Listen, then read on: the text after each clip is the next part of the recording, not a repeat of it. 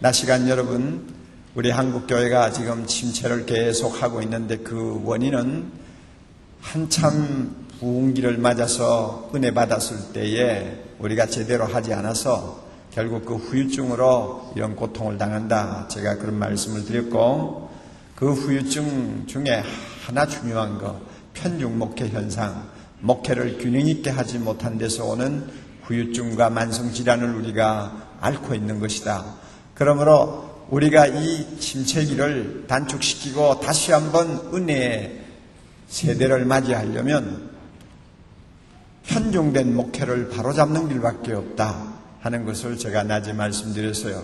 그 편중된 목회의 사례를 저는 두 가지로 들었어요. 하나는 너무 예배 중심의 목회를 하다 보니 설교 만능주의에 빠졌다고 그랬죠. 그래서 설교에만 너무 편중하는 목회. 이것은 성경이 말씀하는 목회가 아니에요. 절름발이 목회예요. 이거 고쳐야 된다고 제가 말씀드렸어요. 너무 예배를 중심으로 한 설교 만능주의 목회를 하다 보니까 모든 성도들을 예배 군중으로 만들어버리고 정말로 주님의 영광을 위해서 뛸 수 있는 그리스도의 제자들을 만들어내지 못했다고 했습니다. 이것이 오늘 한국교회 무력화를 불러오는 원인이라고 지적을 했어요. 또 하나 두 번째로 편중 목회 예를 들면 말씀의 약속은 믿음으로 붙들도록 하기 위해서 많이 강조를 하는데 말씀 안에 있는 명령은 명령을 주목하는 데는 우리가 소홀히 했다는 것입니다. 오늘 저녁에 이것을 먼저 좀 잠깐 말씀을 드리려고 합니다. 여러분, 성경 안에는 약속도 있고 명령도 있습니다. 맞아요? 네. 믿음으로 얻어야 되는 축복도 있는 반면에 철저하게 순종해야 되는 명령도 있습니다. 그런데 언제부터인지 한국교회 목회는 한쪽으로 가버렸어요. 성경에 보면은 참 화려한 약속들이 많이 있어요. 하나님을 사랑하는 자는 그 자손이 천대까지 복을 받는다는 약속 얼마나 어마어마합니까? 예수의 이름으로 구하기만 하면 병도 낫는다고 약속했죠. 무엇이든지 염려하지 말고 주님께 구하면 언제든지 들어주시고 그 응답의 기쁨을 맛보게 해주시겠다고 약속했죠. 우리의 심령의 평안을 약속했습니다. 이 세상 끝날까지 주님이 우리와 동행하신다고 약속했습니다. 우리가 불 가운데로 지나가든지 물 가운데로 지나가든지 주님이 우리와 동행하시면서 지켜주신다는 약속을 하셨습니다. 천국 들어가는 구원의 약속 말고도 이 세상에서 우리가 받아 누릴 수 있는 약속들이 굉장히 많습니다. 구약으로 들어가 보면 세상에서 물질의 부요함을 누릴 수 있는 축복도 약속이 되어 있습니다. 어마어마한 약속들이 성경 안에 있어요. 그러므로 믿기만 하면 그 모든 것이 내 것이 된다고 하는 환상적인 생각을 가져도 그것이 전혀 잘못되지 않았다고 말할 수 있을 만큼 하나님은 우리에게 엄청난 약속을 말씀하셨어요. 우리가 이 약속을 부인할 필요도 없고 등한히 할 필요가 없습니다. 그런데 한국교회가 부흥기를 맞이해서 계속 교회가 성장하다가 보니까 더 많은 사람을 전도하고 그 다음에 더 큰 교회를 만들려고 하다 보니 사람들에게 이 약속을 믿기만 하면 복을 받는다는 여기에만 메시지가 너무 강조되어 버린 거예요. 하나님이 주시는 이런 축복을 받는 자는 그 다음에 하나님을 순종해야 될 책임이 있다는 사실을 겸해서 균형 있게 가르쳐야 되는데 명령에 대해서는 말씀을 잘 안 하는 거예요.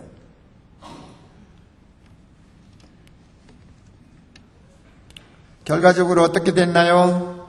한국교회는 사회에서 도덕적인 권위를 점점 잃어가고 말았습니다. 세상에 나가서 불신자와 믿는 자가 어떻게 다른가를 우리는 보여주지 못하는 상황까지 와버렸어요. 아니, 예수 믿기만 하면 구원받는다고 하고 믿기만 하면 하나님이 기도하는 자에게 응답 주신다고 약속했으니 그것만 받으면 됐지. 내가 나가서 말씀대로 얼마만큼 순종하느냐 하는 것은 별 문제란 말이에요. 별개의 문제예요.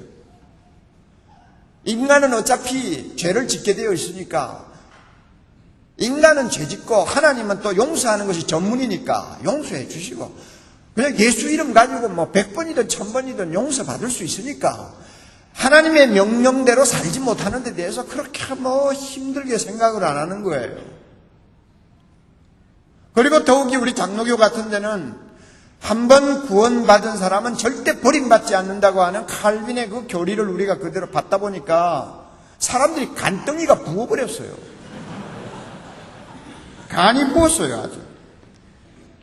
그래서 거룩하게 사는 삶에 대해서는 책임감도 별로 없고 죄를 지어도 그것 때문에 통회하고 자복하는 일이 없어요. 여러분이 오늘날 우리가 이런 질문을 할 수 있잖아요. 국민의 4분의 1이 하나님을 찾고 예수님을 찾고 성경 손에 들고 다니는 사람인데 세상은 왜 이렇게 악해집니까?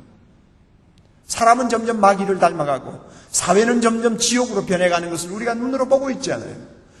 무엇 하나 교회가 있기 때문에 견제를 당하고 교회에 예수 믿는 사람 때문에 뭔가 차단이 되는 게 없잖아요. 공산주의자들이 이 국민의 4분의 1을 차지한다고 하면 세상이 지금 이런 식으로 버려질 수 있을까요?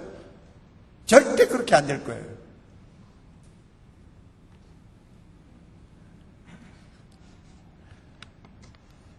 최근에 제가 모 건사 이야기를 제가 좀 들었는데요.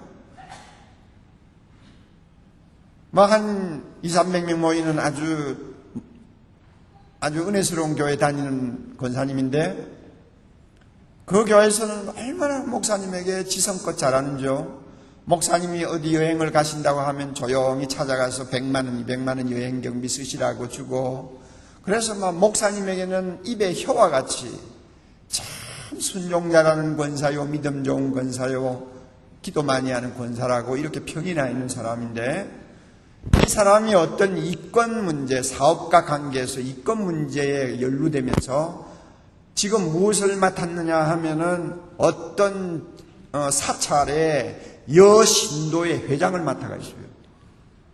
그 사찰하고 관계된 무슨 낙골당 사업하고 연계가 되면서 사업을 자기가 손에 쥐기 위해서는 불교 신자들이 그러니까 절을 다니는 사람들의 여신도 회장까지도 마다하고 맡는다고 말이에요. 그게 뭐가 잘못됐냐? 나는 예수 믿으면 됐지. 여러분, 그러면서도 얼굴 하나 붉히지 않고 예배 보고 나가고 교회에서는 권사 노릇 한단 말이에요.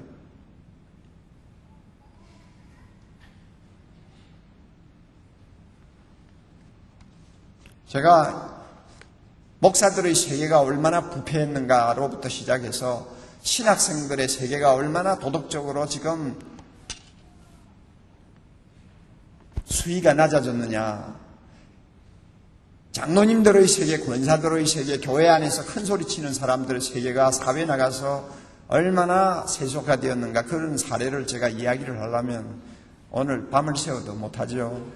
저도 그런 사람 중에 하나예요. 저 하나만이라도 똑똑하게 바로 서 있다면 좀 나아지겠죠. 그러나 나아지지 않는 것 보니 저도 똑같은 한 통 속에 있는 존재예요. 주님이 굉장히 슬퍼하실 것입니다. 너희들은 어떻게 해서 내가 약속한 좋은 것은 받으려고 그렇게 악을 쓰면서 내가 명령하는 것은 순종을 하지 않느냐. 주님도 오늘 탄식하고 계실 거예요. 교회의 원래 모습은 세상의 악에 대해서 확실한 견제력을 갖고 있습니다. 강력한 치료력을 가진 거룩한 공동체입니다. 이것이 원래 교회의 모습입니다. 여러분, 로마 제국 때에 태동한 초대교회를 우리가 조금만 주목하면 그 교회가 나중에 로마 제국을 정복한 그 저력이 어디에서 나왔는가를 조금 더 어렵지 않게 살펴볼 수가 있습니다.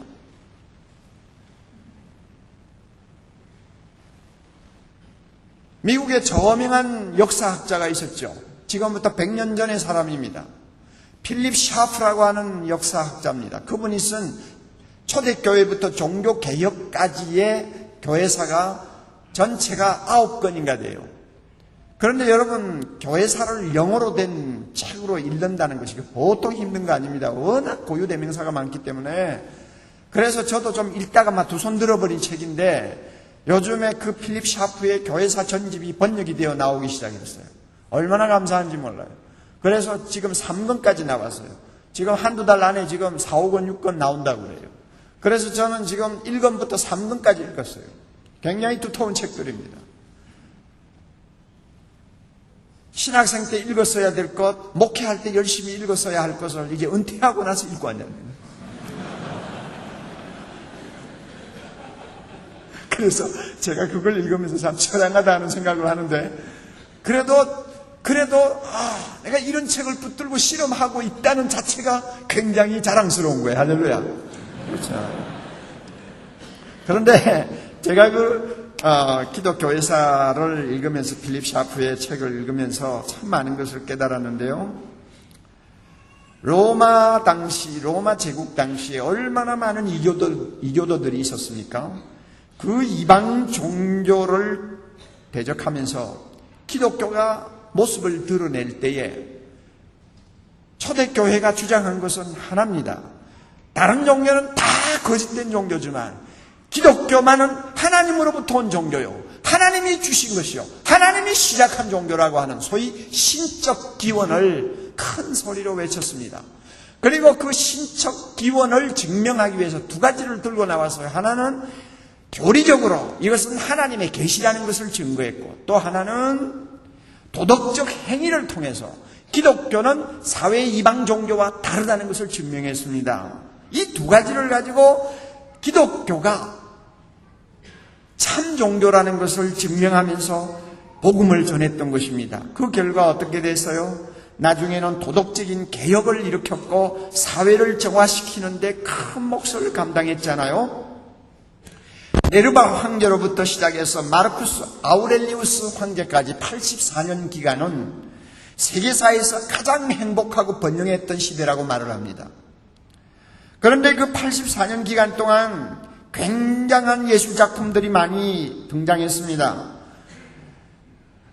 카이사르의 궁정들이라든지 하두리아누스의 대영묘라든지, 그 다음에 카라칼라의 목욕탕, 많은 수로들, 그 다음에 개선 아치들, 그 다음에 지금도 남아있는 궁전의 기둥들, 베스파시아누스가 건축한 높이 45m, 청중을 8만 명을 수용할 수 있는 콜로세움 등 엄청난 것들이 화려하게 등장했습니다.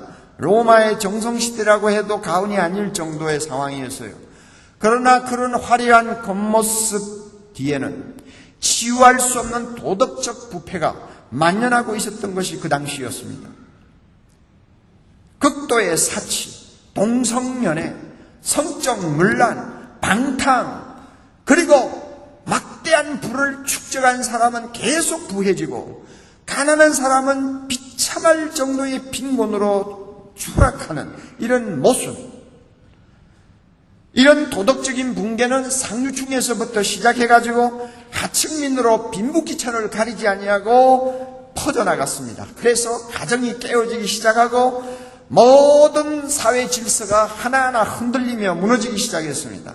이런 상황에서 나사렛 예수의 이름을 들고 나온 보잘것없는 소수의 그룹들이 있었습니다. 이 소수의 그룹들은 비난을 받았고 핍박을 받았고 멸시를 당했습니다. 불평등과 완고한 관습에 맞서서 불리한 투쟁을 하지 않으면 안 될 아주 좋지 못한 여건에 있었습니다마는 이들이 등장하면서 드디어 새로운 역사가 움트기 시작했습니다. 정절을 근본적인 덕으로 선포하고 여성의 지위를 남성과 동등하게 대우하고 결혼의 신성함과 불가침성을 가르치고 행복한 가정의 중요성을 인식시키고 노예 제도의 기반을 허물고 일부 다처주의와 축첩에 반대하고 어린이들을 학대하고 내버리는 잘못된 악습을 폐기시키려고 노력했고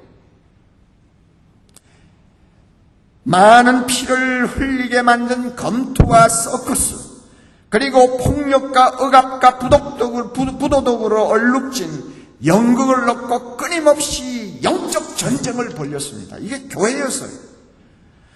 300년 가까운 무서운 핍박 속에서도 초대교회는 이런 거룩한 도덕적인 투쟁을 끊임없이 벌려와가지고 나중에는 중간 계층, 상류 계층에까지 영향을 미쳤습니다.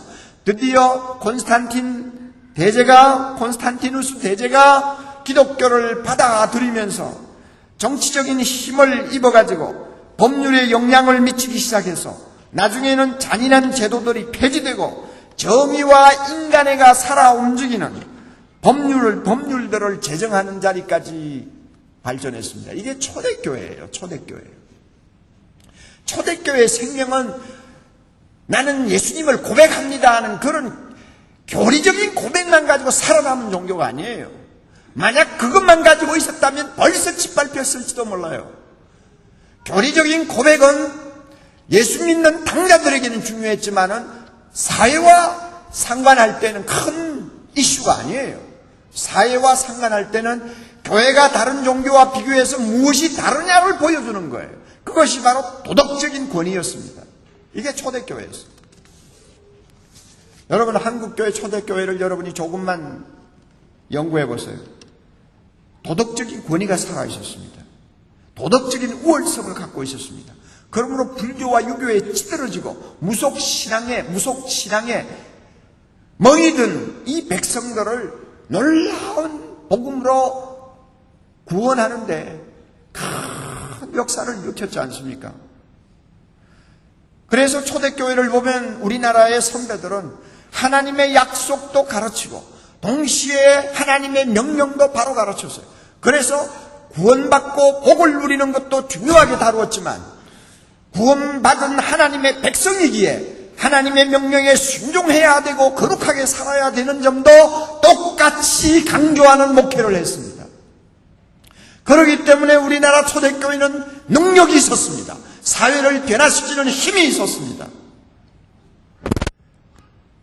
제가 어릴 때만 해도 회개하라는 설교는 그저 귀가 아플 정도로 들었습니다. 교회에 가면 사람들은 예배 전 30분 전 1시간 전 교회 와가지고 무슨 죄를 그렇게 많이 지었는지, 농사 짓는 사람들이 무슨 죄가 그렇게 많은지 그 마룻바닥에 엎드려서 코와 콧물 눈물 흘려가며 범벅이 되도록 하나님 앞에 통회하는 모습들을 얼마나 많이 보았는지 몰라요. 여러분, 아무리 우리가 거룩하게 산다고 해도 흠이 없는 하나님, 어두움이 가까이 할 수 없는 거룩한 하나님 앞에는 이사야와 같이 오라 나는 화로다, 언제든지 죄를 고백할 수밖에 없는 것이 우리의 존재입니다. 여러분, 어제 눈물을 흘리며 고백했다 할지라도 오늘 내가 기도원에서 기도만 하고 지났다 할지라도 거룩하신 하나님 앞에 나오면 또 나 자신은 더러워 보일 수밖에 없는 것이 인간 아닙니까? 여러분 믿습니까? 그러니까 우리 선배들이 교회에 나와서 일주일 만에 대회에 나와가지고 그렇게 눈물을 흘리며 기도한 것, 또 설교 때마다 회개하라고 한 것 잘못된 것 아니에요. 그만큼 명령에 순종하려고 애를 쓴 우리 선배들이라 그 말이에요. 그러나 요즘 한국교회에서 회개를 외치는 설교 들을 수 있습니까? 죄 문제를 다루는 설교 여러분 들을 수 있어요? 화려한 예배 순서, 정말로 무대와 같이 요즘에는 점점 달라져가는 화려한 예배의 퍼포먼스를 여러분이 보면서 정말로 주님 앞에 자기가 지은 죄를 놓고 고백하고 안타까워하는 사람들을 찾을 수 있어요. 밖에 나가서 내가 무슨 짓을 했다는 것 때문에 눈물 흘리는 사람이 있어요.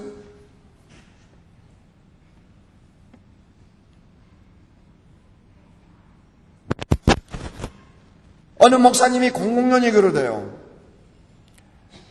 교회에서 젊은이 사역, 대학생 사역을 하는 전도사들, 목사 중에서 70%가 7년형을 범하고 있다고요. 나는 그 말을 받아들이고 싶지 않아요. 그러나 그 목사는 무엇을 근거해가 그런 소리를 하는지 모르겠어요. 그러나 다 가리워져 있어서 문제지, 우리가 생각하는 것보다 훨씬 심각할 수도 있어요.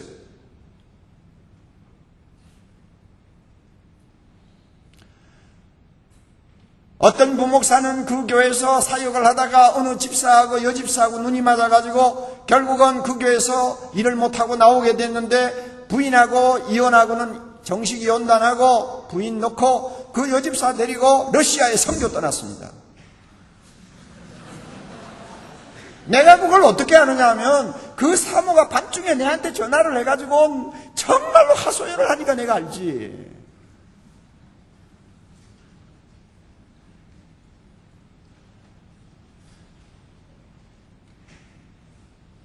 이게 오늘날 한국교회 현실입니다. 장사하는 분들이 시장에 앉아가지고 예수 안 믿는 옆에 사람은 중국산을 가지고 와가지고 그 다음에 한국산이라고 속여서 팔아가지고 이익을 3배, 4배를 남기는 것을 보면서 나는 절대 거짓말할 수 없어 하고 끝까지 버티는 사람이 몇 명 돼요.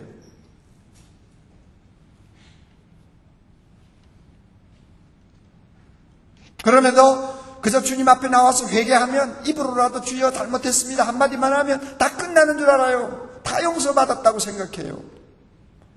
그래서 마음에 통회하고 자복하는 마음이 없어요.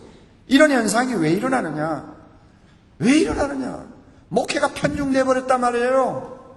약속, 축복만 강조했지 명령과 순종은 너무 가르치지를 않았어요. 그래서 결국은 흔히 말하는 구원 인플레이션 현상이 한국교회에 지금 만연하고 있어요. 구원 인플레이션이 뭐예요? 인플레이션이 뭐예요? 발음은 나쁘지만은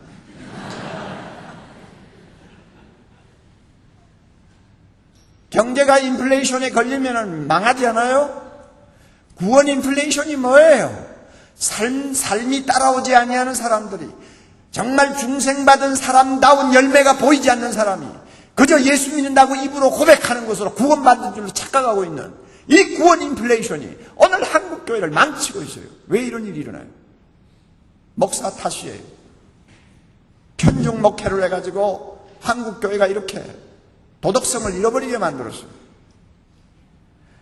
정말 안타까운 것은 상황이 이런데도 불구하고 이런 상황을 놓고 목사들이 가슴을 치지 않는다는 것입니다.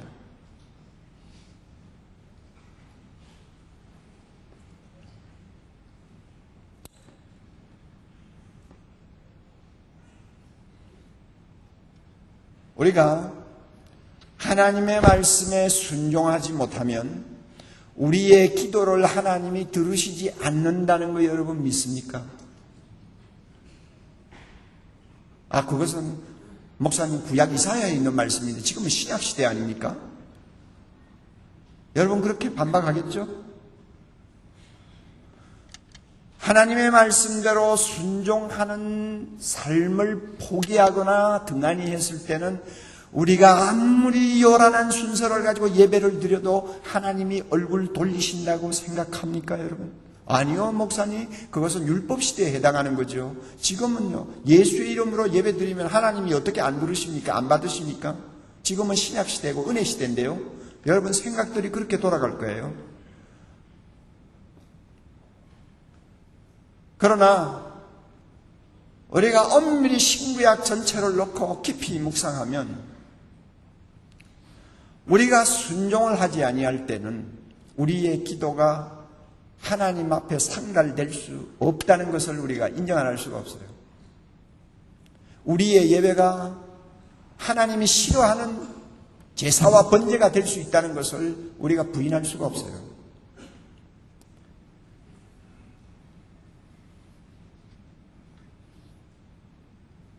사무엘상 15장 22절 순종이 제사보다 낫고 듣는 것이 수양의 기름보다 낫다. 목사님 그건 구약시대 아닙니까? 그래요? 그래서 이 말씀을 뒤집어 엎을 수가 있습니까? 예배가 순종하는 것보다 더 낫고 여러분 그렇게 말할 수 있어요? 거룩한 찬양과 기도가 하나님의 말씀 순종하는 것보다도 훨씬 더 효력이 있다고 말할 수 있어요? 성경을 그렇게 뒤집어서 해석할 수 있습니까? 결정적인 이야기는 주님이 말씀하셨어요. 마태복음 7장 26절, 나의 이 말을 듣고 행치 않는 자는 그 집을 모래 위에 지은 어리석은 사람 같으리니. 주님이 얼마나 순종에 대해서 엄하게 강조하셨습니까? 그런데 우리는 순종이 없어도 구원받을 수 있고, 순종을 못했다 해도 금방 용서받을 수 있고, 회개하지 않아도 우리의 예배를 하나님이 들으신다고 하는 상당한 낭만주의에 빠져 있어요.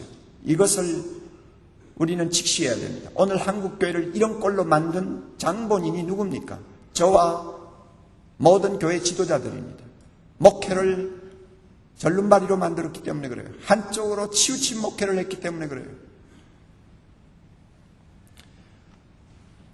요한계시록 여러분 3장 빨리 펴세요.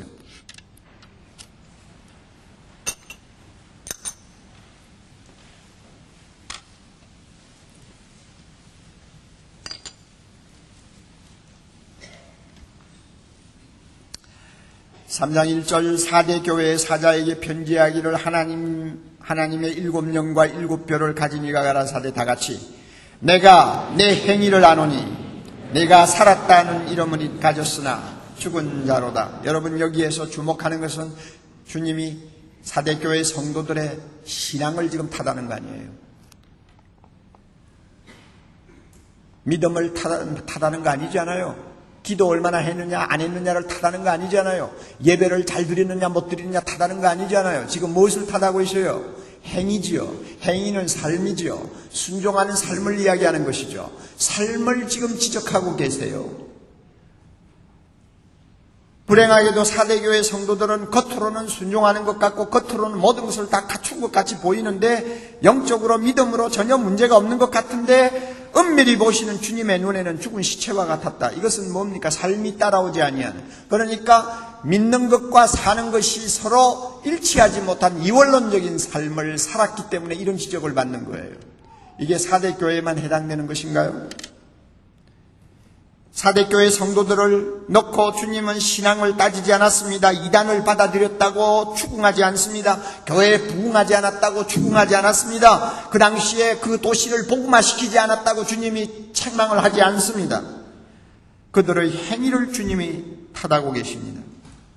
신앙과 삶이 각각 따로 노는 교회, 입으로는 주여 주여 하면서도 삶이 따라오지 못하는 자기 모순을 안고 있는 신앙생활, 이것을 주님께서 지금 탓하는 거예요.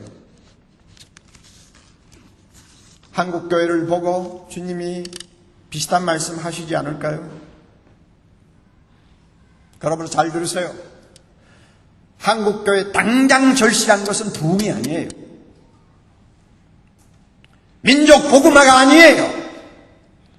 지금과 같은 상황에서 민족 복음화가 다 되고 부흥이 돼가 교회마다 사람들이 터져나간다면 이것은 정말 걱정해야 될 문제가 될 수 있어요. 지금 우리에게 정말 필요한 것은 순종하는 삶입니다. 그리고 회개입니다.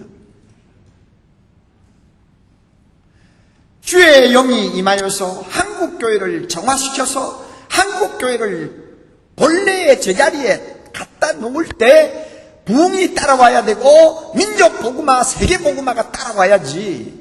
밑바닥은 썩어 지금 문드러져 가는데 계속 그 위에다가 집을 지어가지고 뭐합니까? 지금이라도 한국교회가 이 침체에서 벗어나기 위해서는 이렇게 편중된 목회를 빨리 시정하는 길밖에 없습니다. 설교 만능주의에서 돌아서야 됩니다. 여러분, 약속만 계속 강조하면서 교인들 앞에 아부하는 그런 목회하면 안 됩니다. 철저하게 순종하도록 가르치는 목회가 필요합니다. 그렇게 해서 목회의 균형을 바로잡으면 한국교회가 건강을 회복하게 될 것이고, 건강을 회복하게 되면 침체에서 벗어나서 이 한국을 위하여, 세계를 위하여 주님의 손에 쓰임받는 놀라운 그릇이 되리라고 저는 확신합니다. 이 일을 누가 할 거예요? 여러분이 하셔야죠.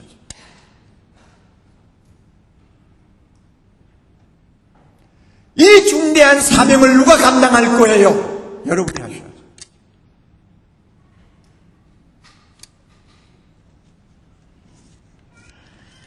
이런 목회의 균형을 바로잡는 성경적인 지름길은 제자를 만들라고 하신 주님의 명령에 순종하는 거예요.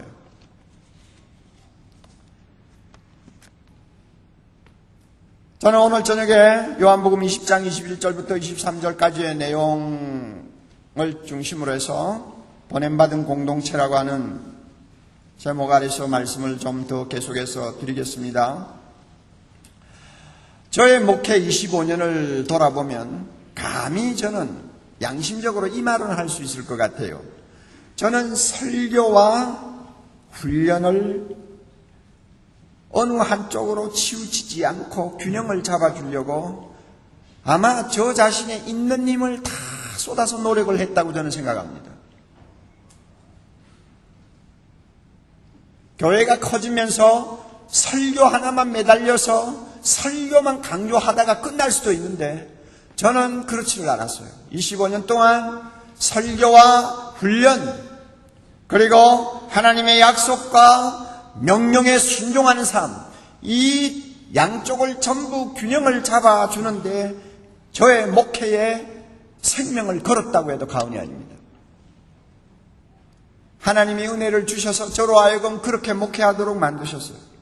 그래서 이런 균형을 잡느라고 저의 80%의 에너지를 제자훈련에 바쳤습니다. 제가 한참 제자훈련을 많이 할 때는 일주일에 6반, 7반까지도 할 때가 있었어요. 이건 자살행위입니다. 일주일에 3반 이상은 못해요. 제자훈련 6반, 5반, 3반 하면서 설교 다 해야죠. 예배 전부 인도해야죠. 신방 가야죠. 여러분 정신이세요? 그 다음에 평신도 지도자들이 생기면 그 지도자들을 계속 평생 교육해야 되는 또 다른 짐을 져야 되죠. 저는 그렇게 25년을 보냈어요.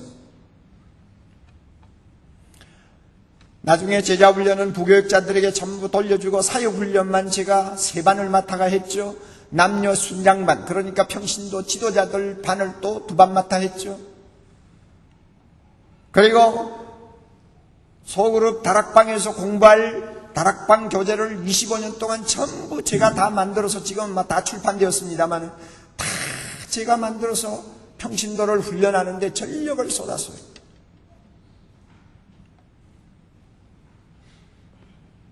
그리고 저 자신이 받은 은혜가 너무나 많기 때문에 이렇게 하는 것이 목회의 본질이 아닙니까? 와서 좀 보십시오. 그래서 책도 쓰고 1986년도부터 세미나를 오픈했죠.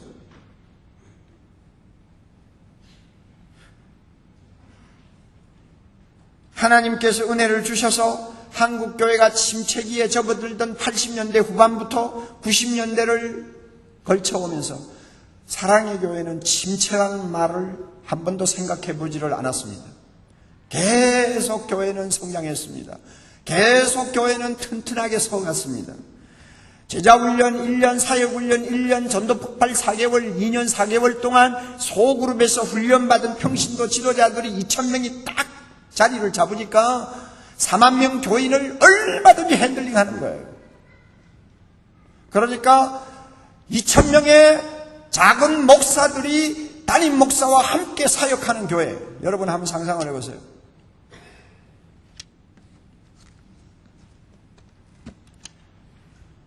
(1년에) 한 번씩 우리가 치르는 대각성 전도 집회 같은 경우는 6개월 동안 태신자를 품고 기도한 다음에 나흘 동안 집회하면서 그들을 초청해 인도하는 거 아니에요. 태신자들이 들어올 때는 꽃바구니를 받아서 들어옵니다. 그러면 본당은 반이 전부 태신자예요. 지금까지 23년 동안 그랬어요. 데리고 온 사람이 옆에 앉아요. 한 사람은 태신자예요. 그 사람 앞에는 꽃바구니가 있어요. 그래서 전도 집회 한다 하면 흔히들 가보면은 태신자는 아무도 없고 본교회 신자들만 잔뜩 모이는 경우가 참 많잖아요. 우리는요, 본당은 전부 다 태신자들이에요. 그래서 매년 나흘 동안 복음을 전해서 그 시간에 결신을 시키면은 예배에 참석한 태신자, 나흘 동안 한 번 이상 참석한 태신자 중에 성적이 좋으면 40%가 결신하고 일어나고 가두네요. 성적이 좀 안 좋으면 한 25% 결신하고 일어나요. 그래도 여러분, 1년에 그 집회를 통해서 결심하고 카드 낸 사람이요 3,000명에서 4,000명. 여러분 한번 상상을 해보세요. 거기에 무슨 침체가 있어요? 무슨 거기에 침체가 있어요? 그런 현상을 보고 무슨 한국교회가 침체했다고 말해요?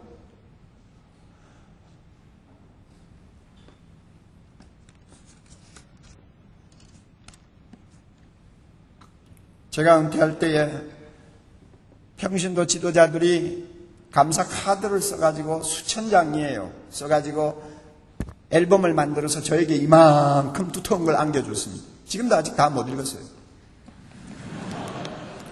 한꺼번에 다 읽을 필요가 없잖아요. 하루 한두 개씩 읽으면 되죠. 그런데 그 가운데서 이런 카드들이 들어있어요. 목사님, 행복한 평신도로 살 수 있다는 것이 얼마나 큰 행운인지, 헌신하는 평신도의 역할이 어떤 것인지, 평생도록 지키고 나아가야 할 평신도의 소명이 무엇인지를 분명히 알게 해주신 목사님을 존경합니다. 그리고 사랑합니다. 저는 참 행복한 목회자예요. 이렇게 설교와 훈련의 균형을 잡아주고 약속과 명령의 균형을 잡아주기 위해서 정말로 혹독한 시련을 겪으면서 목회했는데, 왜냐하면 체력이 따라오지 못하니까. 그래가지고 병이 들어서 1년 동안은 목회를 손에서 놓고 정말로 호된 시련을 겪었습니다. 운전도 못해요. 텔레비도 못 봐요. 책도 못 봐요. 불면증이에요. 그리고 귀에 레시바 끼고 그저 테이프나 좀 듣는 정도예요. 어지러워요. 도대체 내가 이제는 목회에서 손 떼야 되겠구나 하는 절망에 빠지면서 1년 동안 투병했어요. 다 낫지도 않는데 결국 교회에서는 1년도 안식년 하라는데도 듣지 않고 죽으면 죽으리라고 강단에 섰어요. 그래가지고 지금까지 달려왔어요. 약한 가운데서도 하나님이 은혜를 주셨어요. 그래서 교회는 약한 가운데서 2배, 3배, 4배로 성장했어요.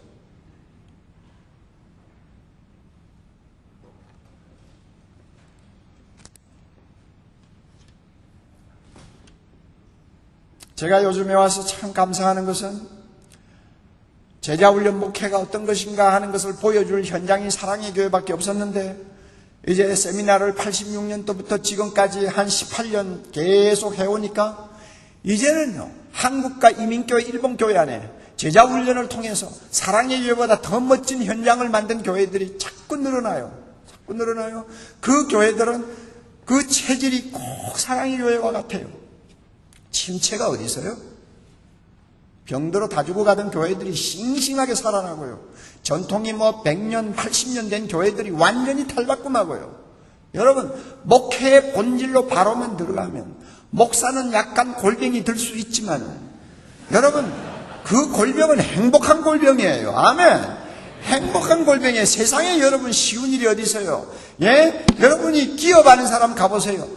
자영업을 해가지고 나중에는 일어서서 그래도 영향력이 있는 기업으로 발전하기 위해서는 기업하는 사람이 얼마나 죽을 고비를 몇 고비씩 넘는가.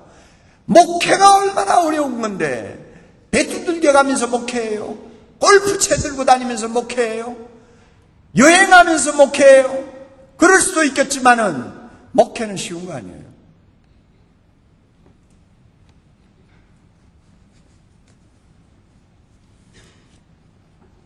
한국교회 목회자들이 훈련을 경시하고 순종하는 삶을 강조하지 아니하는 절름발이 목회를 선호하게 된 저변에는 신학적인 문제가 깔려 있다고 저는 봅니다. 2가지 문제가 깔려 있어요. 하나는 평신도가 교회의 주체라고 하는 확고한 신학적인 확신이 없어요.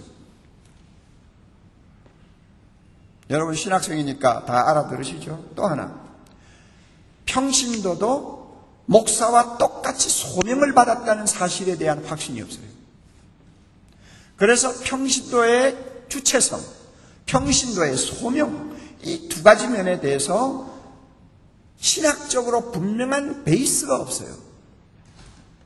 그러니까 이상한 짓을 하는 거예요. 그러니까 이상한 설교하는 거예요. 오늘 이 시간에는 이제 이 문제를 좀 다루겠어요. 시간이 허락하는 범위 안에서.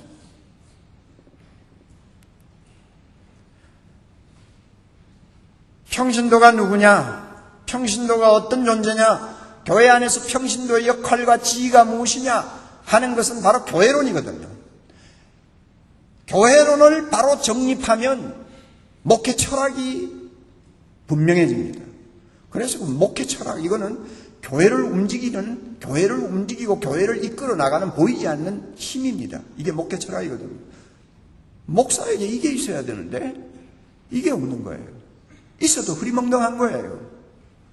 그러니까 확고한 목회 철학이 없이 교회를 이끌어 가려니까 여기 기웃 저기 기웃하면서 갈지자 걸음을 걷는 거죠.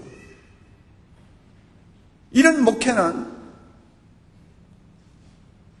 아무리 애를 써도 열매가 별로 없습니다. 자, 여러분, 평신도가 교회의 주체라는 것을 여러분이 확신하고 있는지 다시 한번 보세요. 20세기 들어와서 신학적으로 특징을 이야기하라면 교회론이 비상한 관심의 대상이 되었다는 것입니다. 우리가 교회사를 돌아보면 교회론은 약간 소외되고 천대받은 경향이 있습니다. 삼일체로는 이단이 한참 시비가 벌어졌을 때, 이단 시비가 벌어졌던 3세기, 4세기 때에 이미 교회의 주목을 받고 교리적으로 정립이 되었습니다. 구속론이라든지 구원론은 중세기 종교개혁자들이 개혁을 하면서 한 이슈가 되었고 그 결과 교리적으로 확고한 베이스를 닦았습니다. 이렇게 주목받는 교리들이 있었어요. 그러나 교회로는 근 1800년, 1900년이 지나면서까지도 특별한 주목을 받지 못했어요. 그러다가 20세기 접어들면서 교회론이 주목을 받기 시작했습니다.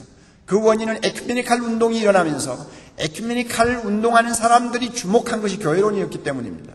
그리고 교회론을 연구하다가 보니까 큰 발견을 한 것이 하나 있는데 그것은 교회의 주체는 성직자가 아니고 평신도라는 사실입니다. 평신도가 교회의 주체라는 사실이에요. 이것을 발견했어요.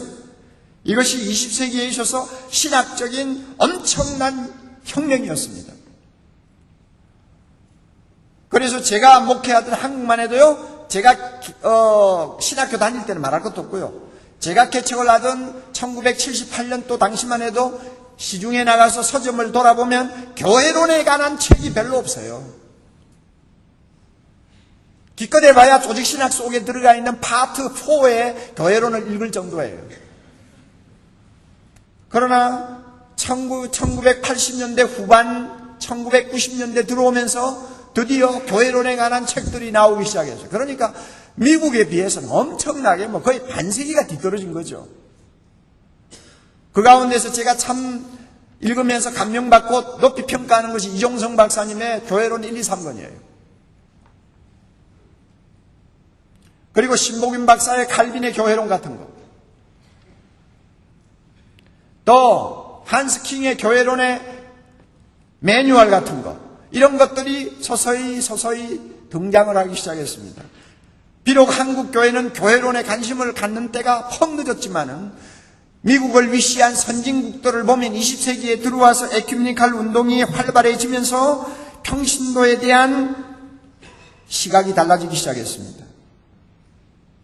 그래서 어떤 사람은 이렇게 말합니다. 20세기 평신도의 재발견은 그 크기로나 박력으로 보아서 16세기 종교개혁과 맞먹을 수 있다고 그렇게 말했습니다. 16세기 종교개혁이 하나님을 위한 참 교회를 회복하는 데 그 의의가 있었다고 한다면 20세기의 평신도 재발견은 세상을 위한 참 교회상을 회복하는 데 그 의의가 있다고까지 말을 합니다. 또 더 나아가서 16세기 종교개혁은 성직자의 손에 독점적으로 남아있던 하나님의 말씀을 평신도의 손에 넘겨준 것이라고 한다면 20세기의 평신도 운동은 성직자의 손에 독점적으로 남아있는 사역을, 미니스트리를 빼앗아서 평신도의 손에 넘겨주었다고까지 말을 합니다.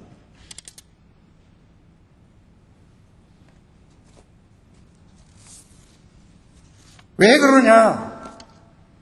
교회의 주체는 성직자가 아니고 평신도라는 사실을 신학적으로 확고하게 발견했고 또 그 사실을 확인했기 때문입니다.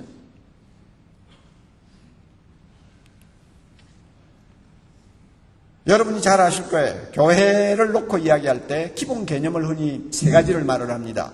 기본 개념이라는 건 무슨 뜻이냐면 교회라는 말 대신에 사용할 수 있는 개념입니다. 사랑의 교회 할 때 교회 빼버리고 에클레시아 빼버리고 대치할 수 있는 세 가지 기본적인 개념이 있어요. 하나는 택자의 모임이라는 개념, 그 다음에는 그리스도의 몸이라고 하는 개념, 그 다음에는 성령의 전이라고 하는 개념, 이 세 가지가 있어요. 여러분 좋으는 거 아니죠 지금? 나 여러분 웃기고 뭐 울리고 할 수 있어요. 재미있는 이야기로 1시간 때울 수 있어요. 그러나 난 여러분에게 그런 설교하고 싶잖아요. 나는 여러분 가운데 10분의 1만 이번 집회를 통해서 정말로 새롭게 눈을 뜨는 사람들이 나오면 내일 다음에 10년 후에 한국교회 완전히 판도가 달라진다고 저는 믿습니다. 그러니까 90%는 좋으라는데 10%만 좋을지 마세요.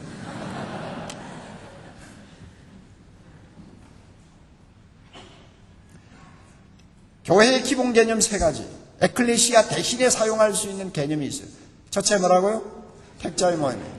택자의 모임이에요. 여러분 고린도전서 1장 2절에 보면 고린도에 있는 하나님의 교회 곧 그리스도 예수 안에서 거룩하여지고 성도라 부르심을 받은 자들이라고 했죠. 성도라 부르심을 받은 자들, 세상으로부터 특별히 하나님이 불러서 하나님의 소유로 만든 사람, 이게 택자란 말이에요. 이런 택자들이 모인 것이 바로 교회입니다. 그래서 교회가 뭐냐? 택자의 모임이다. 선택받은 자의 모임이다 하는 거예요. 자, 그러면 이 개념을 놓고 볼 때 그 안에 성직자와 평신도의 신분상의 차이라든지 계급의 차이가 있다고 여러분 생각합니까? 하나님이 불러서 세상으로부터 택함을 받았다는 그 진리 안에 성직자가 평신도와 특별히 다르다고 말할 수 있는 요소가 있느냐 말이에요. 없죠. 옥목사도 택함을 받은 사람이요, 앞에 앉아있는 평신도 노인도 택함을 받은 사람이요, 똑같이 하나님의 택함을 받았다는 사실에는 서로가 평등하다고 말이에요. 여기에 무슨 차별이 있어요? 여기에 무슨 신분의 차이가 있어요? 없다고 말이에요. 또 하나, 그리스도의 몸이라고 하는 것이죠. 자, 그리스도의 몸, 교회는 그의 몸이니, 에베소 1장 23절. 그래서 예수님은 머리입니다. 우리는 그의 몸입니다. 여기에 이 기본 개념을 보아도 평신도와 성직자, 성직자와 평신도 사이의 차이는 절대 아무것도 없어요. 자, 여러분, 지체 가운데 어느 것이 가장 중요합니까?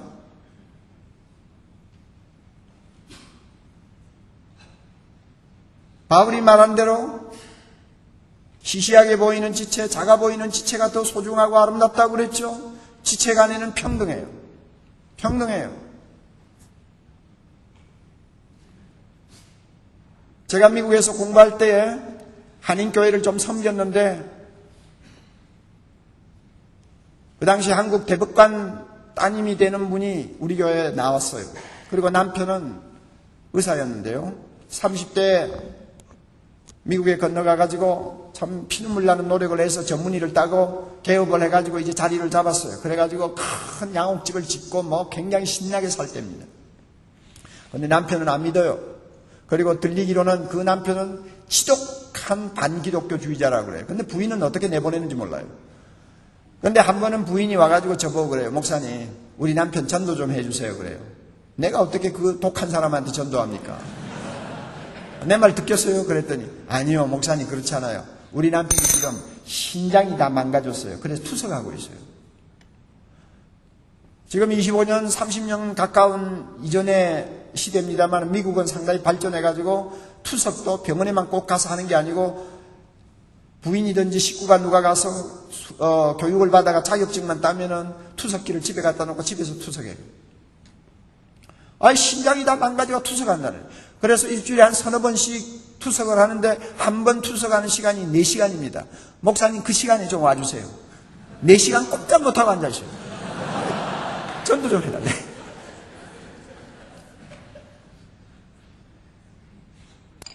그렇게까지 나오는데 제가 안 갈 수가 있어요? 그러니까 시간을 딱 약속해가지고 갔습니다. 얼마나 멋진 양옥집을 지어놓고 애 둘하고 식구 넷이서 사는데요. 지하로 내려갔습니다. 미국은 지하를 너무 잘 꾸며놓지 않습니까? 이 베이스먼트 굉장히 잘 꾸며놓고 살거든요. 내려갔더니 투석을 하고 앉아 계세요. 근데 저는 그 당시에 처음 그걸 봤어요. 저는 이 키드니가 어디 있는지도 모르는 사람이거든요. 어떻게 생겼는지도 모르는 사람이고. 그런데 그때 키드니가 이렇게 중요하구나. 가서 보니까 하나님이 만드신 신장은 양쪽 2개, 요만한 것이 2개 달렸다고 그래요. 그런데 사람이 만든 신장이 얼마나 큰지 그 당시만 해도 발달이 좀 안 돼가지고 저 강대상만 저거보다 조금 더 커요. 거기에다가 이 파이프를 연결해가지고 몸 안에 있는 피를 전부 뽑아가지고 4시간 동안 걸러서 다시 몸속으로 넣는 거예요. 그러니까 가서 보니까 일주일에 4번씩 그걸 받으니까 온 팔이 그냥 멍이들과 새카매요. 그래도 살아야 되잖아요. 그걸 하는 거예요. 제가 4시간을 전도했습니다만 실패했어요. 이유는 간단해요. 하나님이 살아계신다면 나 같은 사람에게 이런 지독한 병을 안겨줄 리가 어디 있습니까? 저보다도 독한 사람, 못된 사람 너무 많은데. 하나님이 공의롭지 않다는 거죠. 그러니까 못 믿겠다는데 내가 어떻게 하겠어요? 그런데 제가 그때 가서 깨달은 것은 우리가 그리스도의 몸인데 오줌 걸러내는 그 조그마한 지체가 저렇게 중요한 줄을 처음 알았다고요. 걸러내주지 아니하면 얼굴이 퉁퉁 붓고 나중에는 똥색으로 변하고 나중에는 숨을 못 쉬고 허헉 하다가 죽어버리는 거예요. 독이 차가지고. 몸 안에 있는 지체 가운데 중요하지 않는 지체가 하나도 없어요. 다 똑같아요. 감리교 목사님들 한 500~600명, 평신도 한 100~200명 모인 자리에서 제가 이런 비슷한 이야기를 하다가 물었어요. 일부러 한번 시험을 해봤어요. 여러분, 목사는 지체 가운데서 어느 지체에 해당한다고 생각합니까? 대답 좀 해주세요. 모두가 싱긋이 웃으면서 고개를 숙이고 있더라고요. 대답이 안 나오잖아요. 허팝니까? 허팝만 중요하나? 심장인가요? 어디에 그런 성경 말씀이 있어요? 다들 가만히 있는데 성급한 평신도가 손을 번쩍 들더니 목사님 성직자는요 지체 가운데 목입니다 이러더라고요. 뭐라고요? 목이요, 목이래요. 그러니까 앉아있는 사람들이 다 칼깔거리고 웃더라고요. 맞기도 하고 틀리기도 하고 그러거든요. 그래서 왜 목이냐고 그랬더니 머리 바로 밑에 있지 않습니까? 그래도 높다는 거죠.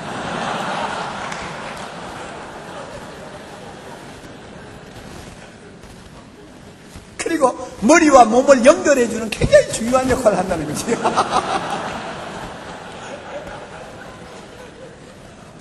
그러니까 그거는 이제 아주 반쪽 진리야. 맞기도 하고 틀리기도 하고.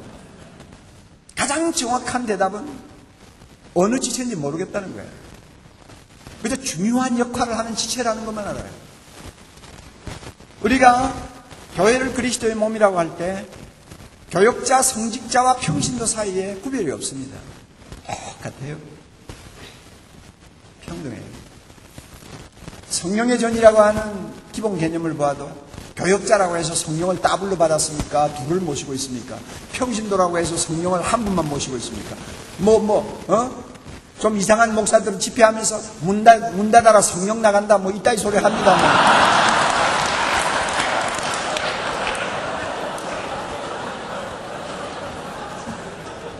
이게 웃을 일이 아니에요. 지금 그 부흥사들이 막 열심히 뛰던 시대가 이제 한물 갔기 때문에 이게 이상하게 들리죠. 그 당시는요, 문 닫아라 성령 나간다 하고 막 외치고 하면 주야 하고 야단치고 막 법석 걸고 문 닫고 막 야단쳤죠.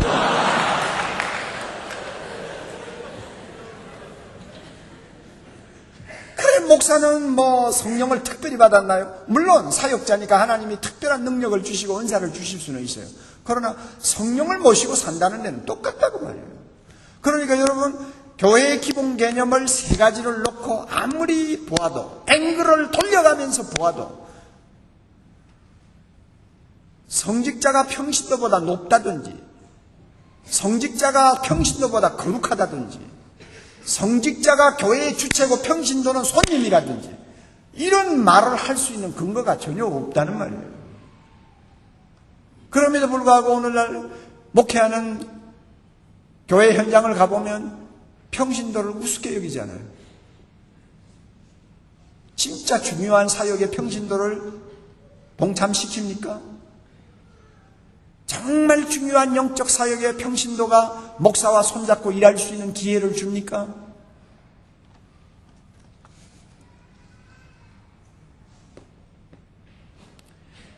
평신도를 위해서 교역자가 존재하는 것이고, 그렇죠? 그래서 고린도후서 4장 5절 예수를 위하여 사도된 우리가 너희의 종된 것을 전파함이라 그랬죠. 그렇다고 해서 교역자에게는 권위가 없다는 말이 아니에요. 직분의 권위가 있어요. 칼빈의 표현대로 우리에게는 평신도에게 없는 직분의 권위가 있어요. 그러나 이 직분의 권위는 칼빈이 말한 대로 편안한 권위가 아니에요. 불편한 권위예요. 높아지는 권위라기보다는 속박당하는 권위예요. 목사로 부름받은 그 자리가 참으로 중요한 것이 사실이지만 그것은 어디까지나 하나님의 소유로 택함을 받은 성도의 공동체라고 할 수 있는 교회보다 한 단계 아래에 속한 자리지 교회 위에 군림하는 자리가 아니에요. 이게 성경이에요. 이게 개혁주의 신학이에요.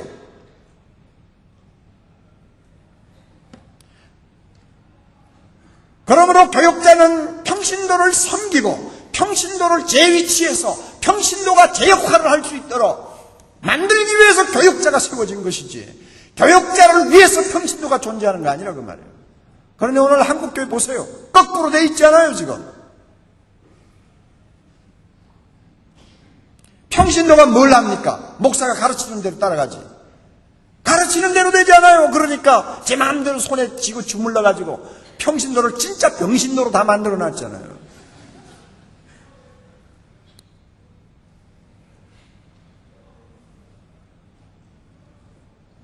서울 주변에 꽤 큰 교회입니다. 그 교회 목회자는 얼마나 권위주의가 대단한지. 평신도는 완전히 목사의 종이에요. 그래서 예수님을 섬기는 것은 섬기기 위한 가장 분명한 길은 목사를 섬기는 거라고 가르쳐요. 보이는 목사를 섬기고 사랑하지 않고 어떻게 보이지 않는 예수님을 사랑하고 섬기죠? 그러고 보니까 어느 성경 말씀에 뭐가 있는 것 같아요. 네? 그러니까 순진한 평신도 더욱이 우리 한국 교인들만큼 순진한 사람들이 어디 있어요? 얼마나 순진해. 그러니까 그게 그거 처음인 줄 알고 그대로 받아들인다고. 그러니까 막 목사를 그냥 막 예수님처럼 섬기는 거예요. 야, 어느 정도 섬기느냐. 한국에서 생산되어 나오는 세단차가 새것이 나올 때마다 우리는 담임 목사에게 그 차를 타게 하고 그 다음에 수입된 차가 한국에서 생산된 세단차보다도 더 질이 좋으면 수입된 차를 목사님이 몰도록 해야 된다. 왜? 목사님이 대통령보다 높고 세상에서 제일 거룩한 사람이기 때문에 그렇게 해야 된다. 누가 그런 식으로 은근히 압박을 넣었을까요? 그래서요, 한 번은 목사님이 외국에 가서 집회를 인도하고 돌아오는데 마침 차를 갈아들 때가 됐나 봐요. 새 차가 나와서.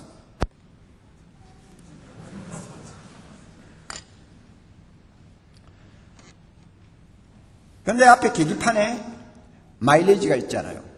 킬로미터 돌아가는 거 있죠.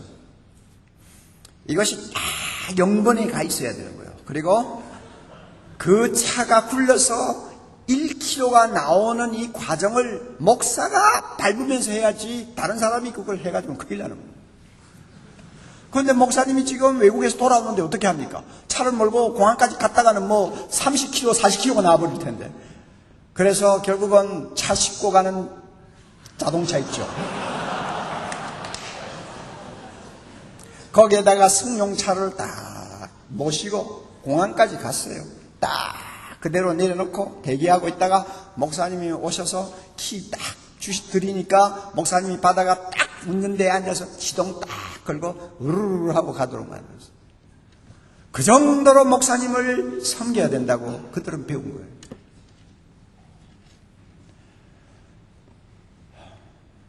저는 그분을 비판하려고 이런 이야기를 하는 거 아니에요. 주님 앞에 가서 주님이 하시는 말씀을 들어야 어느 것이 옳고 그른지가 이제 판결이 나겠죠. 그러나 제가 지적하는 것은 이런 권위주의는 너무나 잘못된 거라고 말이에요.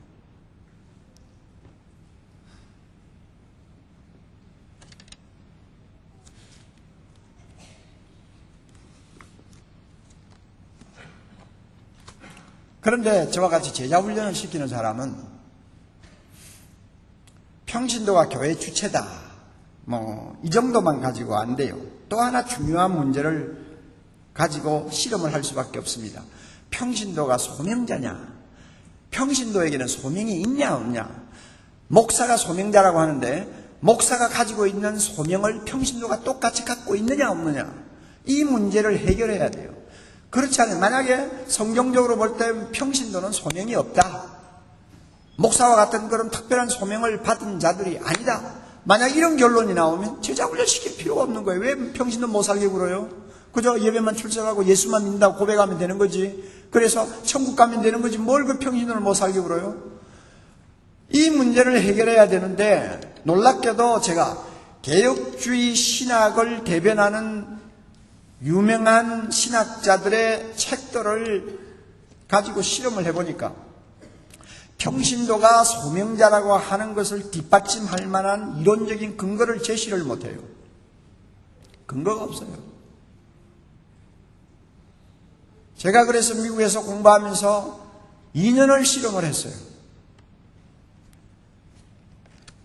개혁주의 신학에서는 종교개혁자들을 통해서 물려받은 유산인데, 교회를 논할 때 항상 택함을 받은 거룩한 백성들의 모임이라고 하는 특권만을 강조했지, 이 택함을 받은 백성은 세상으로 보냄을 받은 소명이 있다는 것을 신학적으로 교회론적인 입장에서 확고하게 이야기를 안 해주어요. 평신도가 세상으로 보낸 소명이 있을 텐데, 적어도 평신도가 교회 주체라면 주체가 소명을 받아야지, 주체가 소명을 안 받아가지고 어떻게 교회가 세상에서 교회 구실을 할 수가 있어요? 지금 우리가 교회를 이야기할 때는 천상에 있는 교회 말하는 거 아니에요. 지상에 있는 교회를 이야기하는 거예요. 지상에 있는 교회는 특권만 가지고 말하면 안 돼요. 분명히 세상에 교회를 세우신 하나님의 목적이 있는데 그 목적을 이루기 위해서 소명이 있기 마련이란 말이에요. 그런데 그 소명을 몇몇 안 되는 성직자에게만 주셨다? 그렇게 볼 수가 없는 거 아니에요. 평신도가 주체라는 것을 우리가 기본 개념을 통해서도 분명히 발견한다면 주체가 소명을 받아야죠. 그런데 주체가 평신도 소명자라는 사실을 뚜렷하게 확고하게 분명하게 가르쳐주는 신학적인 이론이 없었어요. 그래서 제가 고민을 많이 했어요. 종교개혁자들의 교회론에 평신도의 소명이 빠져있기 때문에 많은 분들이 종교개혁자들의 교회론을 신랄하게 비판하고 있습니다. 그 비판하는 사람들이 자유주의 신학자들이 아니고 복음주의적이고 보수적인 경향을 가진 신학자들이 더 비판을 날카롭게 합니다. 예를 들면 스티븐 닐이라고 하는 분, 이 사람은 영국 성공회 학자죠. 그리고 선교사입니다. 여러분이 70년대 사람이지만은 지금도 서점에 도서관에 찾아보면 찾을 수 있어요. 참 좋은 책들을 여러 번 쓰신 분인데, 이분이 이런 말을 했어요. 우리가 지금 가지고 있는 교회론, 종교개혁자들로부터 물려받은 교회론은 전부 부적당하고 납부된 것이다. 왜냐하면 중세기 옷을 입고 있어서, 중세기 옷을 입고 있는 교회론이어서 현대 사회에 적합하지 않다. 천하가 기독교 문화로 채색된 중세기의 신성 로마 제국, 그것은 오늘날 이 세계는 존재하지 않는다. 그러므로 온 천지가 기독교화되어 있는 신성 로마 제국에서 교회론을 만들었으니까 그 교회론이 20세기 이 동적인 사회에서는 적합하지 않다는 거예요. 또 하나 해리보라고 하는 사람이 있습니다. 이 사람은 리폼드 처치의 계통에서 나오신 분인데 탁월한 신학자요 선교사고 또 아프리카에서 신학교 교장을 하신 분이에요. 이분도 비슷한 평을 했어요. 종교개혁자들과 다수의 17세기 신학자들의 생각에는 대사명, 마태복음 28장에 있는 대사명이 사도들에게만 국한된 것이었고 사도들이 죽어버리자 대사명도 죽어버렸다. 종교개혁자들의 눈에는 그렇게 보였다고 말해요. 그래서 대사명이 사도들이 세운 교회까지 계승이 되지를 못했다. 이만큼 종교개혁자들의 교회론에는 중요한 요소가 빠졌다는 거예요. 존 피트라고 하는 학자가 있습니다. 이 사람도 복음주의 계열인데 학위는 하버드에서 받았어요. 이 사람도 이런 비판을 했어요. 사회 구조가 정적이고 교착되어 있던 중세, 신성 로마 제국, 중세에 비해서 오늘의 구조는 유동적이고 동적이다. 따라서 중세기의 교회로는 현대에 적합하지 못하다. 왜냐하면 중세기의 교회로는 성교에 대해서, 소명에 대해서 아무것도 말하고 있지 않기 때문이다 그랬어요. 물론 아무것도 말하지 않고 있다는 말은 이거는 과격한 비판입니다. 말을 해요. 하지만은 좀 더 강조해서 분명하게 이야기를 안 했다는 이야기예요. 그래서 제가 이런 비판이 어느 정도 타당성이 있는가 하는 것을 보기 위해서 제가 칼빈의 주석, 루터의 주석을 좀 참고를 했습니다. 그래서 고린도전서 10장 28절 그 교회 직분에 대해서 이야기한 거 있죠. 은사에 대해서 이야기한 거. 어떤 사람은 사도고 어떤 사람은 선지자고 하는 이야기 나오죠. 그 본문을 가지고 칼빈이 어떻게 주석을 하고 있나 한번 봤어요. 그랬더니 칼빈이 주석이 이래요. 주님이 사도직을 제정하셨고 사도들을 주님이 불러서 그들에게 맡긴 것은 세계에 복음을 전하기 위해서, 소명을 주기 위해서 부르시고 그 소명을 맡겼는데, 그러나 이런 점에서는 사도와 목사 사이에 차이가 있다. 여기까지도 괜찮아요. 차이가 있죠. 그러나 그 다음에 이제 문제예요. 목사는 어느 한 지역교회에 매여 있다. 그것도 같은 맞는 말이에요. 그 다음에 말이 또 중요해요. 주님께서 목사에게는 복음을 전하라는 사명을 주시지 않고 그가 맡은 교회를 목양하게 하셨다. 이상하죠? 또 루터 똑같은 본문을 가지고 이렇게 말합니다. 사도들은 복음을 전하기 위해 부름을 받고 보냄을 받았지만 그 후에는 아무도 다시 그와 같은 사도적인 명령을 받은 일이 없다. 감독이나 목사는 다 자신의 맡은 특정 교구를 가지고 있다. 그러니까 종교개혁자들의 교회론이 얼마나 정적이냐. 사도들이 예수님으로부터 받은 소명이 그 교회의 계승이 되지 아니한 것처럼 이야기를 한다고 말해요. 그래서 여러분, 이건 심각한 문제예요. 왜 세계적으로 돌아다니 보면 장로교가 그렇게 침체해 있고, 장로교는 왜 그렇게 부흥이 잘 안 되고, 장로교는 왜 날마다 자기들끼리 싸우고 교회 안에서만 야단법석을 치는 이런 이상한 공동체가 되어갈까? 그 원인을 제가 몰랐는데 종교개혁자들의 교회론에 이와 같은 약점이 있다는 것을 발견하고는 제가 숙제를 풀었어요. 그럴 수밖에 없는 거예요. 목회가 뭡니까? 울타리 쳐놓고 양떼들 울타리 너머로 넘어가지 못하도록 잘 보호하면 되는 거예요. 이게 목회요. 그렇게 종교개혁자들이 가르쳤어요.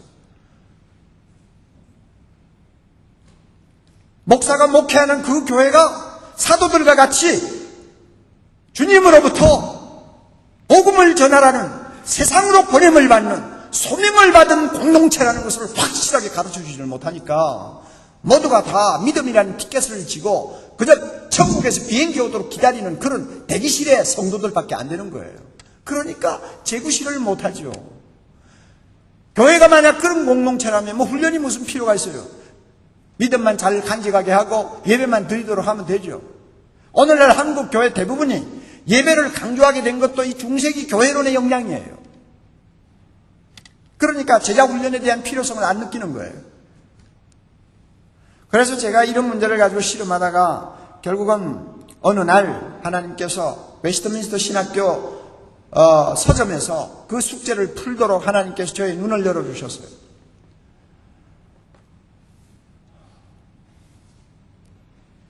한스 킹이라는 학자를 여러분이 아실 거예요. 천주교 학자예요. 그리고 그 신학자는 이상한 사람이에요. 요즘으로 말하면 DNA가 뭔지를 모르겠어요. 왔다 갔다 하는 분이에요.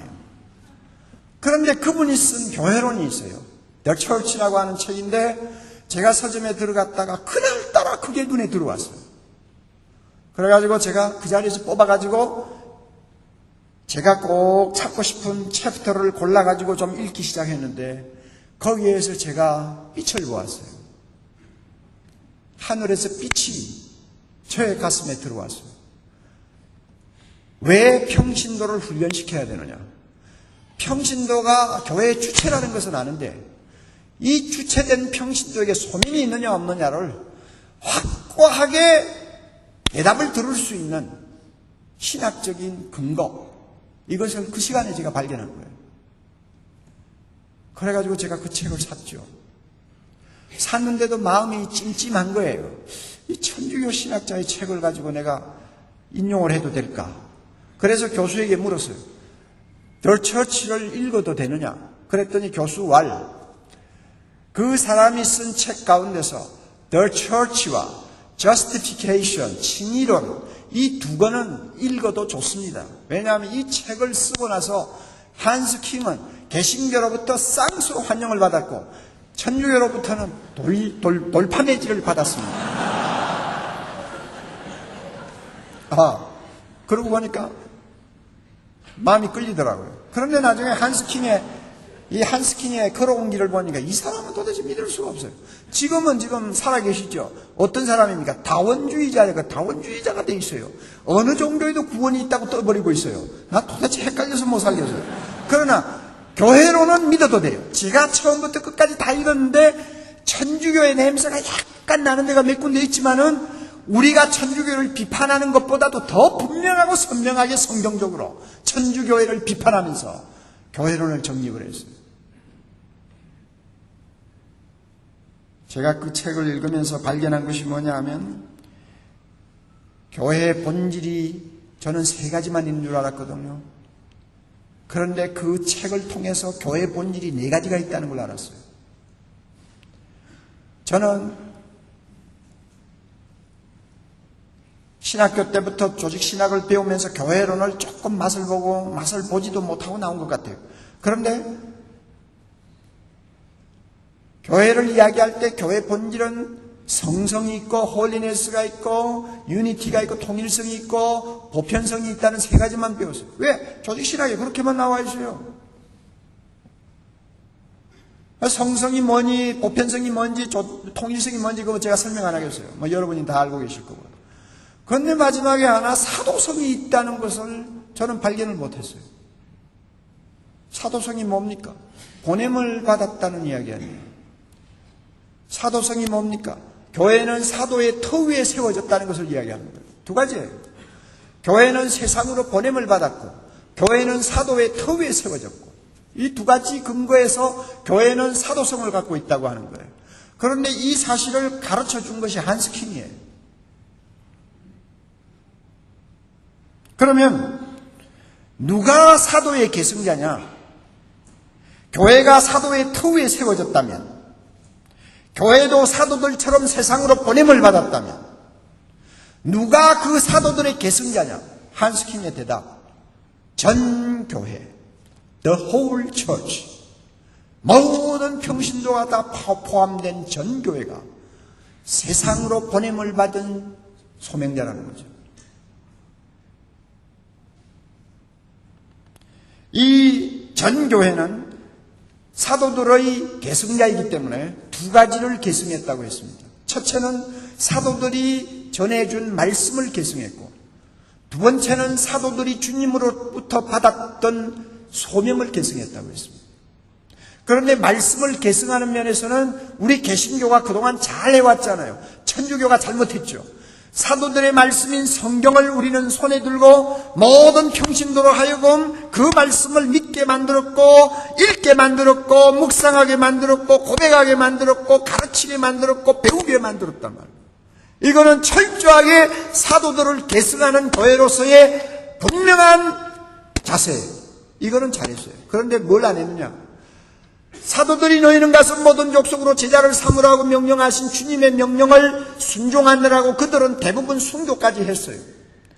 사도들이 주님으로부터 받은 이 귀중한 소명을 평신도가 똑같이 계승했다는 것은 안 가르친 거예요. 오늘날까지 우리가. 그것은 소수의 성직자나 선교사들에게만 주어진 소명이라고 가르쳤지, 평신도에게 이 소명이 똑같이 주어졌다는 것을 가르치지 않았어요. 그렇기 때문에 평신도를 예배 군중으로 만들어버린 거예요. 중요한 영적 사역에 그들을 세우지 않냐는 거예요. 그리스도의 제자가 되도록 땀 흘리며 눈물을 흘리며 훈련하지 않는 거예요.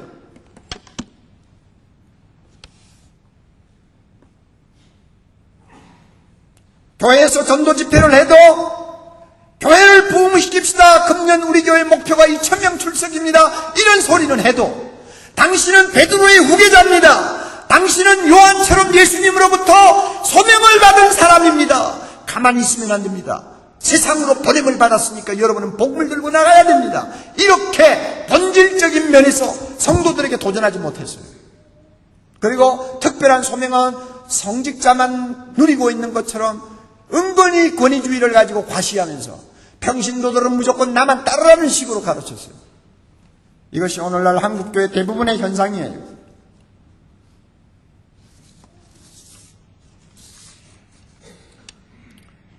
그러니까 제자 훈련 시킬 필요가 없죠. 제자를 삼으라는 말에 대해서 고민할 필요가 없는 거예요.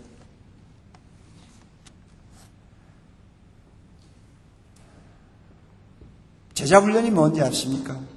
평신도 자신이 교회의 주체고 사도의 계승자로서 사도적 소명을 가진 예수의 제자임을 가르쳐서 그 말씀대로 인생을 살도록 만드는 것이 제자 훈련이에요. 무슨 책 몇 권 떼는 건 줄 아세요?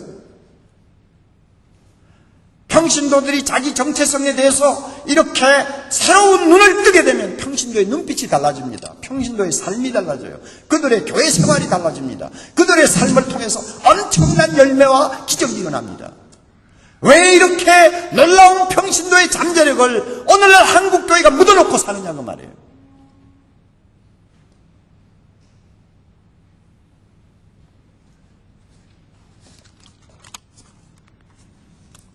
부산에 가면 호산나 교회라고 있어요. 제가 이 이야기만 하고 마치겠어요. 지금은 한 4,200명 모입니다. 주일날. 어른이. 그러니까 부산에서 두 번째로 큰 교회예요. 그 교회 담임 목사인 최홍준 목사는 사랑의 교회 초창기에 저와 함께 손잡고 교회를 섬긴 부목사였습니다. 저와 함께 한 7년 사역을 하다가 호산나 교회에서 스카웃을 했습니다. 그래가지고 부득이 보내지 않을 수가 없어서 그를 보냈는데 그게 1987년도입니다. 보냈는데 제가 보내면서 가슴앓이를 한 거예요. 왜냐하면 교회 형편이 너무 안 좋은 거예요.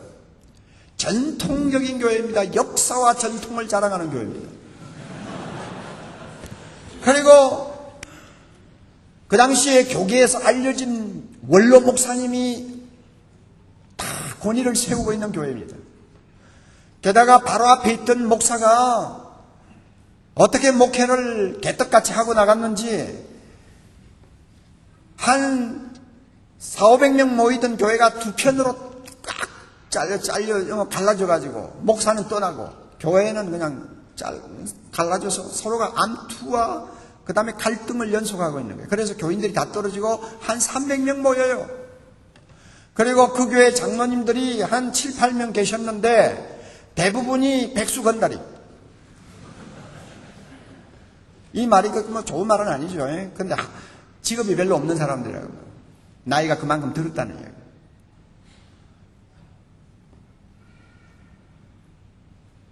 자, 이런 교회를 가게 되었으니 여러분 한번 상상을 해보세요. 이 교회 어떻게 살립니까? 무슨 재주로 살려요? 그런데 이 최홍준 목사는 내 밑에서 배운 게 제자훈련이거든요. 제자훈련만이 살 길이라는 확신을 가진 사람. 내가 300명이 모이는 교회라도 이 300명을 그리스도의 제자로 만들 수만 있다면 이 교회는 완전히 다시 환골탈태할 수 있다. 그 확신 가지고 갔는데 그게 말처럼 쉬워요? 얼마나 당회가 거센지요. 세세콜콜 당회하고 인원 안 하면 목사가 함부로 교인 앞에 말을 못해. 당회 인원 없이 뭔가 강구했다가는 막 큰일 나요. 그러니 막 목을 죄는 거죠. 그리고 또 원로 목사님 비위를 맞춰줘야 되잖아요. 그 목사님은, 원로 목사님은 굉장히 신사적인 목사님이에요. 그럼에도 불구하고 부담이 되죠. 교인들은 서로 싸우죠. 어떻게 하겠어요? 그래서 처음에 가가지고는 어떤 때는 참 혼자서 화장실에 가서 많이 울었다고 그래요. 그러다가 좀 서로가 이제 시간이 지나면서 얼굴이 서로 익어지고 조금 마음 정이 좀 가는 그런 분위기가 되자 이 최 목사님이 장로님들을 설득을 했어요. 우리가 교회 중직을 맡아 있는데 우리 나름대로 교회를 위해서 기도 좀 해야 되지 않겠습니까? 그러니 수요일 날 교회에 오시면 예배 마치고 저와 함께 기도 좀 합시다. 10분만 해도 돼요. 뭐 이런 식으로. 뭐 할 일 없는 사람들인데 기도하자는 거 안 할 수 없어요. 그래서 당회실에 앉아서 한 10분 기도합니다. 돌아가면서도 하고 통성으로 기도하고 그래서 또 몇 주가 막 흘렀어요. 몇 주 흘렀는데 나중에는 장로님 저하고 성경 공부 조금 해보시지 않겠어요? 이래가 또 꼬시기 시작했어요. 근데 뭐 성경 공부 하자는데 그것도 거절을 할 수가 없죠. 뭐 성경 공부 하자면 뭐 지금까지 하던 식으로 할 테니까 빤하잖아요. 뭐 그렇잖아요. 야곱의 아니요 이삭의 쌍둥이 이름이 뭡니까? 뭐 이런 거 물어볼 줄 알죠. 뭐 다른 거 있어요. 그러니까 뭐 그럼 하자고 그랬는데 이 최 목사님이 성경 공부를 시작하면서 지혜롭게 접근을 했어요. 소위 기납법적인 방법이죠. 제자 훈련하는 방법이에요. 성경 읽어놓고 장로님 제가 오늘 아침에 이 성경을 읽었는데요. 제가 이 말씀을 읽으면서 마음에 가책이 생겼어요. 왜냐하면 제가 이러이러해서 제가 말씀 앞에서 회개를 한 일이 있습니다. 그런데 장로님 지금 읽으시면서 뭔가 느끼는 거 없으세요?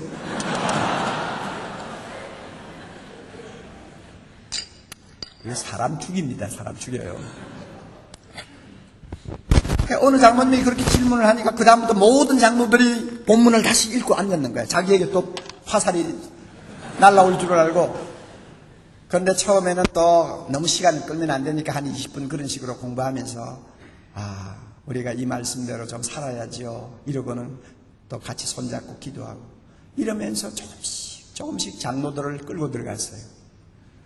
그래서 장로들은 그런 식으로 끌고 가고, 왜냐하면 이 나이든 장로들 정식으로 제자 훈련하는 것은 거의 불가능하니까요. 그러니까 이런 식으로 끌고 가고 그 다음에 장로님들에게 설득을 해서 제가 참 우리 젊은 자매들 아주 집사님들 중에 아주 활동적인 자매들 제자 훈련을 좀 하고 싶은데 장로님 좀 허락 좀 해주세요. 그래가지고 허락을 받아냈어요. 그래가지고 제자 훈련을 했어요. 또 여자반 하나만 하기 힘드니까 남자반 하나도 또 시작했어요. 이래가지고 서서히 제자 훈련을 시작하는데 목회자가 가슴에 눈물을 머금고 한 영혼 한 영혼을 예수님의 제자답게 만들어 보겠다고 하는 열정을 가지고 말씀 들고 들어가면 그 앞에는 역사가 일어나게 되어 있습니다.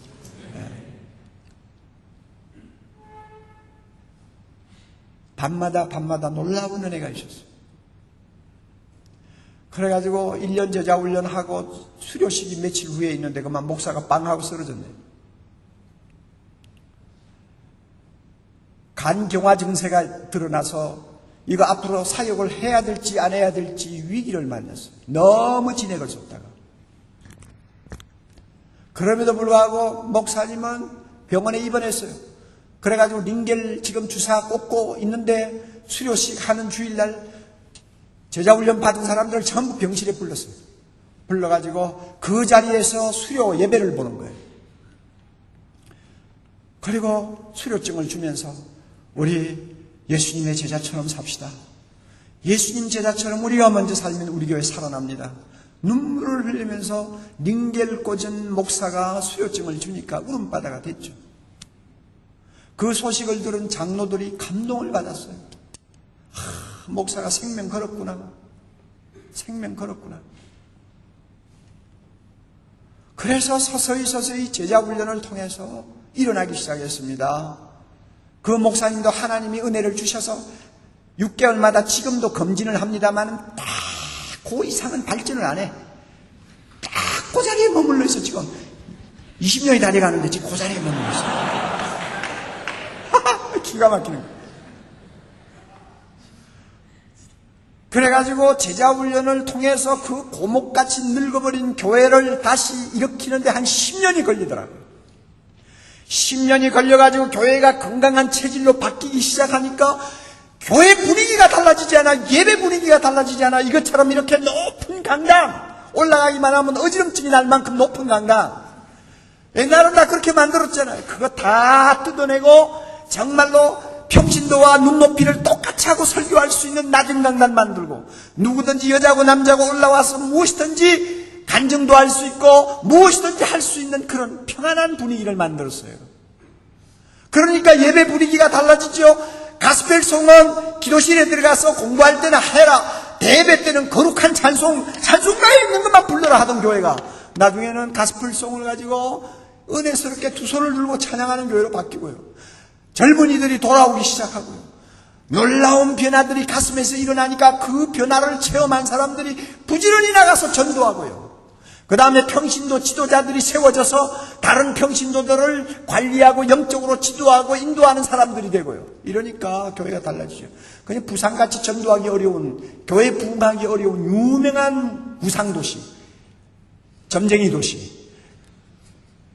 부산에는 교인 1000명 모으는 것은 기적이라고 흔히들 말하는 도시예요. 그런데 그 교회가 지금 87년도부터 지금까지 여러분이 보세요. 아직 20년 안 됐죠. 그런데 4200명이 지금 모여요. 계속 사람들은 몰려와요. 지금 새로운 주택단지에 큰 교회를 지금 짓고 있어요. 500억을 들여서 짓고 있나 400억을 들여서 짓고 있나. 그 교회는 침체가 없어요.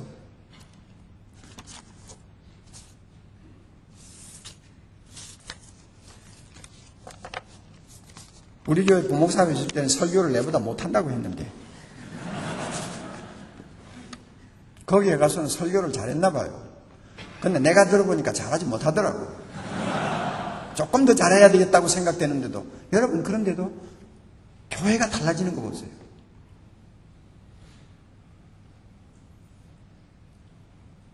이런 사례를 저는 얼마든지 지금 들 수 있어요. 한국교회 안에서만.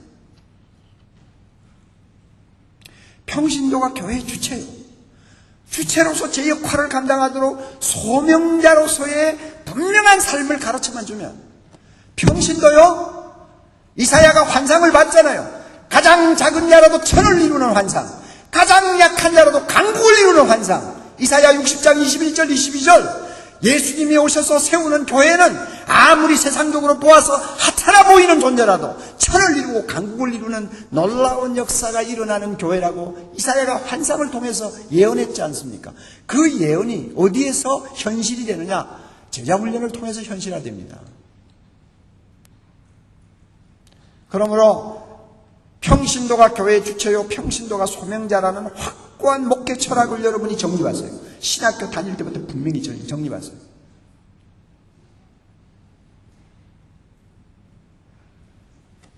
여러분이 하셔야 돼요. 이제. 한국교회 여러분이 깨워야 돼요.